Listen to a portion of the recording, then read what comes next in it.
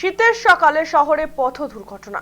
মহারাষ্ট্র নম্বর প্লেটের একটি বিলাসবহুল গাড়ি অত্যন্ত দ্রুত গতিতে এসে ধাক্কা মারে ময়দানের বাউন্ডারি ওয়ালে। সেই সময় ওই জায়গায় কর্মরত ছিলেন পিডব্লিউডির এক কর্মী।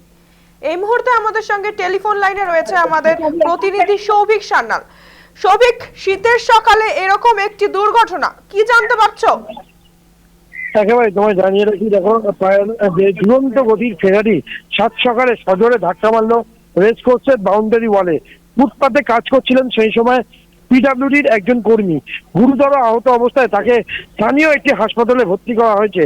তবে পুলিশ সূত্রের যে খবর, যে গাড়িটি মূলত ধাক্কা মেরেছে সেই গাড়িটি হলো মহারাষ্ট্রের নাম্বার প্লেট রয়েছে, অর্থাৎ মহারাষ্ট্রের নাম্বার প্লেটের যে রেজিস্ট্রেশন সেই গাড়ি কিন্তু এসে ধাক্কা মেরেছে।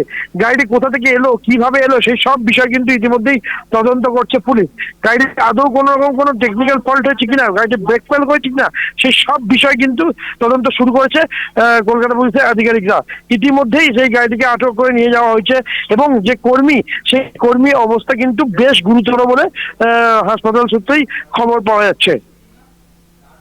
অনেক ধন্যবাদ সৌভিক আমাদের সঙ্গে থাকার জন্য। যেমনটা আমাদের প্রতিনিধি আপনাদের জানালেন, সেই দুর্ঘটনার সময় ওই জায়গায় কর্মরত ছিলেন পিডব্লিউডির একজন কর্মী। তিনি গুরুতরভাবে আহত হয়েছেন। ইতিমধ্যেই তাকে হাসপাতালে নিয়ে যাওয়া হয়েছে।